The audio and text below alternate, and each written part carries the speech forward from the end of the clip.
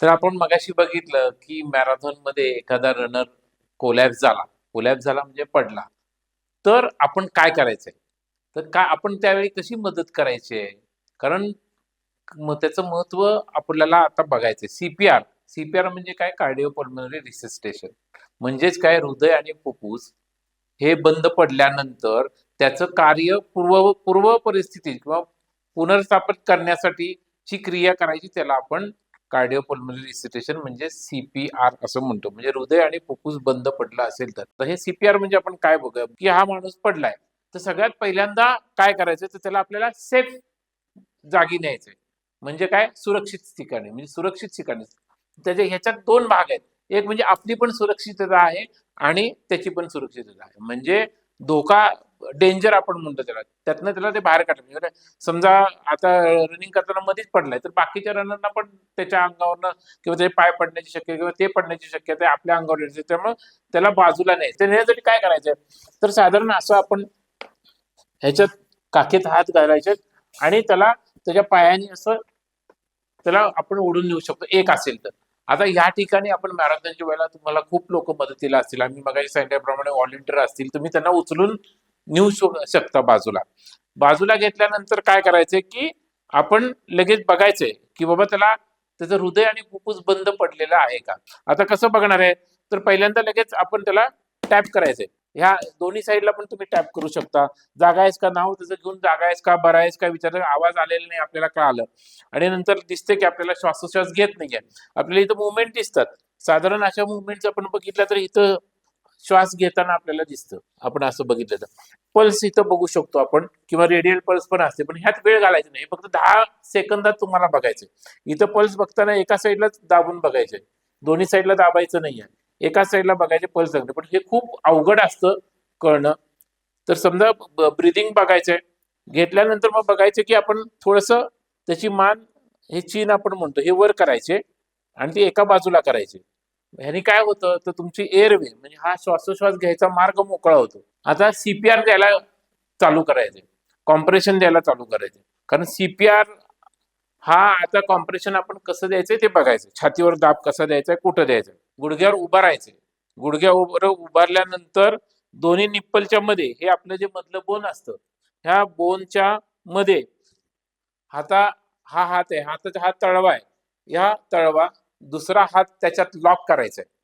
आणि मग हा हाताचा हा भाग आहे तळव्याचा, तो दोन्ही निप्पलच्या मध्ये, साधारण इथं आपलं बोन संपतं, त्या बोनच्या दोन बोट पुढे, म्हणजे बरोबर इथं मधी, हा आपण असा हात ठेवायचा. नंतर आपले एल्बो हे आहेत, हे असे एकदम स्ट्रेट ठेवायचे.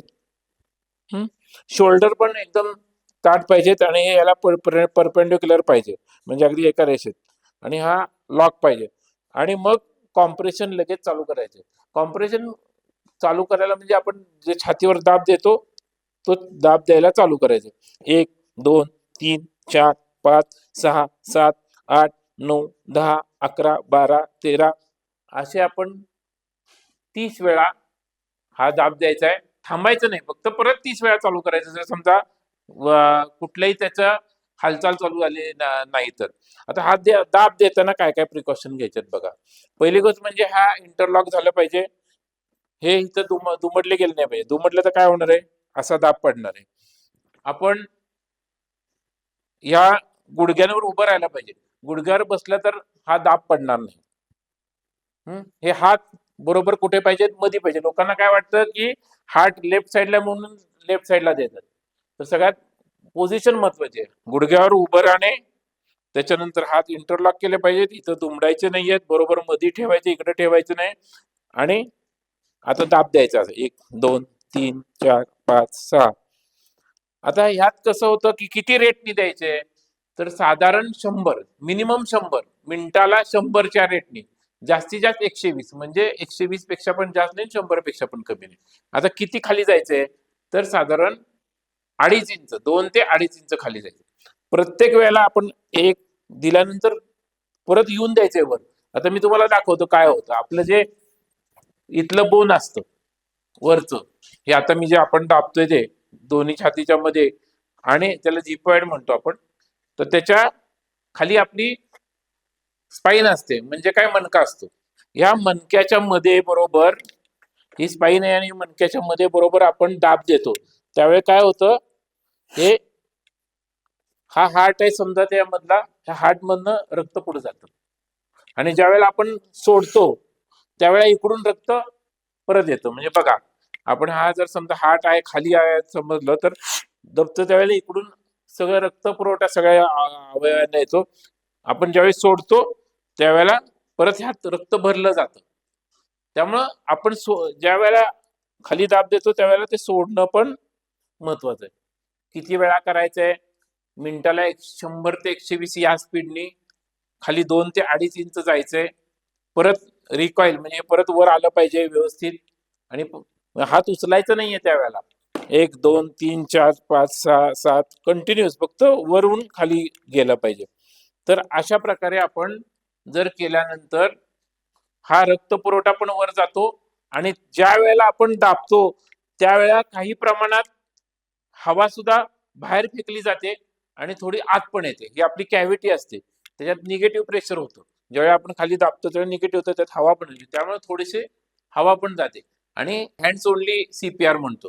ह्याच्यात काय की तोंडाने श्वास द्यायचा नाही, कारण द्यायचं शिकवलं जात नाही. कारण का, फक्त कॉम्प्रेशन देऊन सुद्धा तेवढाच इफेक्ट येतो जितकं दोन्ही केलं जातं. आता तुम्ही बघितलं असेल सीपीआर देणं किंवा हा सीपीआर देणं इतकं सोपं आहे. याला तुम्हाला कुठलं औषध लागत नाही, इंजेक्शन लागत नाही, कुठलं इन्स्ट्रुमेंट पण लागत नाही, काही लागत नाही. फक्त तुमचे हात लागतात आणि तुमची मदत करण्याची तयारी असते. त्याचप्रमाणे आपल्याकडे हे एईडी म्हणून आहे, ऑटोमेटेड इलेक्ट्रिक डिफिब्रिलेटर. तुम्ही बघितलं असेल पिक्चर मध्ये, शॉक लावतात आणि मग तो असा एकदम जागा होतो. तर हे ते वेगळं त्याच्यासारखंच हे आहे, पण हे ऑटोमॅटिक आहे. हे तुम्ही फक्त लावलं त्याला की त्याचं ते सगळं सेन्स करतं, त्याचं ते शॉक देतं आणि तुमचा जीव वाचवतो. म्हणजे जसं आपण एखादी, हे पण सेम तशीच आहे. हे जितक्या लवकर आपण वापरू सीपीआर मध्ये तितक्या त्याचे चान्स जास्त आहेत. हे दोन्ही कंबाईन केलं तर तो माणूस जगण्याची किंवा पुनर्जीवन, त्याची पुनर्जन्म त्याला पुनर्जन्म म्हणणार नाही मी ते, की त्याचं हार्ट आणि फुफ्फुस चालू व्हायचं शक्यता खूप जास्त वाढते. जवळजवळ 40% आणि जर दोन्ही वापरलं तर जीवन वाचण्याची शक्यता आहे.